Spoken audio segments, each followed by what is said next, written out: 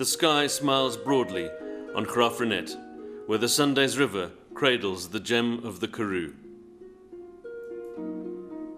A national park of 15,000 hectares surrounds the town, offering superb game viewing and making for a unique setting. Graaff-Reinet was established in 1786. It is the fourth oldest colonial town in South Africa. Older than Graaff-Reinet are Swellendam, Stellenbosch and Cape Town. Johannesburg was established 100 years later in 1886. Until recently, farming formed the backbone of the town's economy. In the 1970s, Graaff-Reinet boasted 200 farmers. There are now 70. However, we are fortunate to have a number of assets. A beautiful environment, interesting history, and impressive architecture. There's no doubt that Graaff-Reinet's future lies in tourism. In 1991, the town had 3 hotels and no bed and breakfast establishments. Currently, there are more than 100 guest establishments, and the broad Graaff-Reinet community is increasingly reaping the benefits of tourism. In 1797, the traveller John Barrow described Graaff-Reinet as an assemblage of mud huts, placed some distance from each other in 2 lines, forming a kind of street. We've come a long way. Graaff-Reinet has more than 400 houses older than Johannesburg. Designed by the French architect Thibault, the Droste was built in 1806. It served as the residency and office of the Landdrost. This shows us what the Droste looks like today.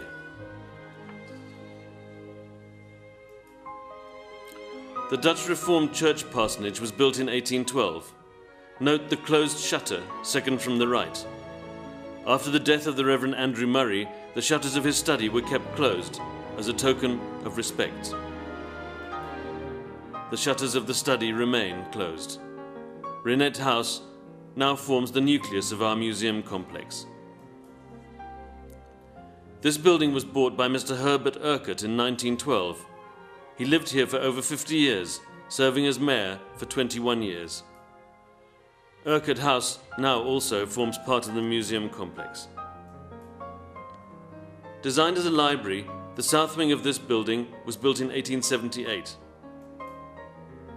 Robert Sobukwe, a great son of Graaff-Reinet, established the PAC, the Pan-Africanist Congress. This building stands opposite the Shell service station, on the corner of Church and Parsonage Streets. Named Stretcher's Court, this street was restored to form part of the Droste Hotel complex. How is it possible that so many buildings have been preserved? Except for short periods of wool boom and mohair boom, Graaff-Reinet has never basked in economic affluence. Thus, buildings were rarely demolished to make place for new ones. Where buildings were demolished, it was usually through excess of money. Graaff-Reinet is therefore fortunate to boast a facet of architecture that is unequalled in South Africa, referred to as architectural continuity.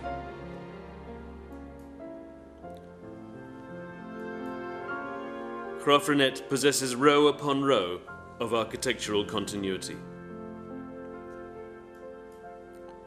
Towns like Swellendam and Oudtshoorn contain many beautiful buildings, but they're often scattered or separated by unsympathetic and even vulgar architecture. Masizake, one of Graaff-Reinet's satellite communities, has an impressive continuity of Karoo vernacular architecture and has become a popular tourist attraction. Criticism is sometimes levelled at Graaff-Reineters for their excessive vigilance in protecting their town's heritage. Developers have been known to say that the so-called hysterical society stands in the way of progress.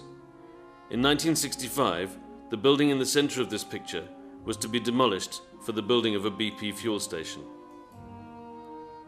The late Dr. Rupert saved this building for the people of Graaff-Reinet at the very last minute. Built as a church in 1821, this art gallery boasts an impressive collection of South African art. Did Dr. Rupert impede progress by saving this building? We think not. The Grote Kerk stands regally in the centre of the town. This photograph was taken in the 1970s. The following two slides portray the impact of development on her stateliness. The buildings on the hill should, we argue, never have been allowed. Note the indiscriminate signage of businesses in the main street. To the left of the steeple, and partially hidden by the tree, stands the water purification plant. Could this building not have been built elsewhere? Architectural discord advances gradually and stands to ruin tourism potential. Landlords and businessmen need to show responsibility in attracting tourists to the town. Parsonage Street, the thoroughfare for tourists between the Drosti and Reinet House. Reinet House at the far end. Museums, private residences, and a home for the elderly line Parsonage Street. The Rupert residence, built pre-1848 as a manse for the London Mission Society. Note the jarring impact of the small delivery truck on a heritage street. The London Mission Church on the right. With the help of Dr. Rupert, the community of Graaff-Reinet converted this church into a theatre. On the very right is the workshop and showroom of the Shell garage. Beneath the flags stands a monument commemorating the independence of the colony of Graaff-Reinet in 1795. Parsonage Street at night.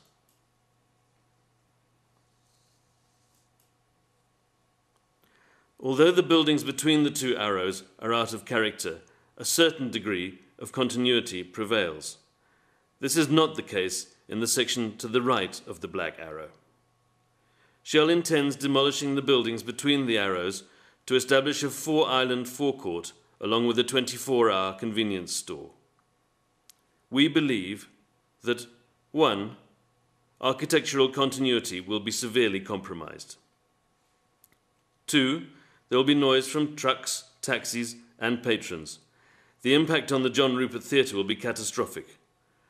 We do not believe that a structure of any kind can shield the theatre from the noise created by a filling station forecourt. 3.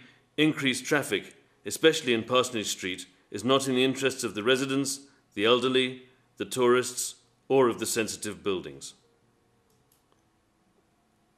The proposed development is out of character with the heritage heart of Graaff-Reinet. Given Shell's avowed strategy of concentrating larger volumes at fewer, bigger sites in order to create an efficient network of fuel retail, we believe this site is inappropriate for the proposed development. Is this what we're to expect, perhaps even on a larger scale? The following slides are an indication of activities at a service station.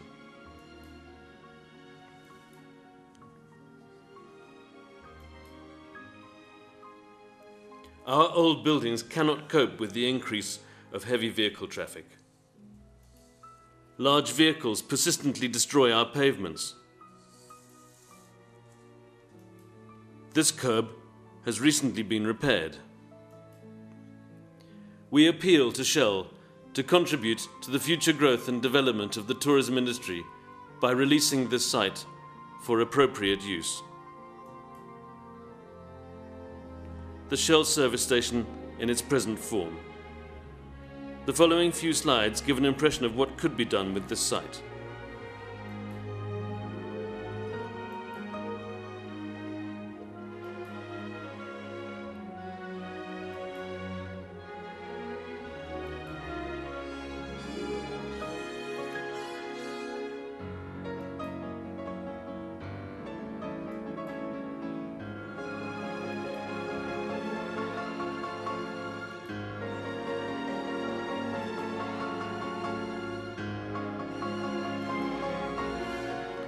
Here are some examples of what corporate business has done to embrace the heritage ambience of Graaff-Reinet.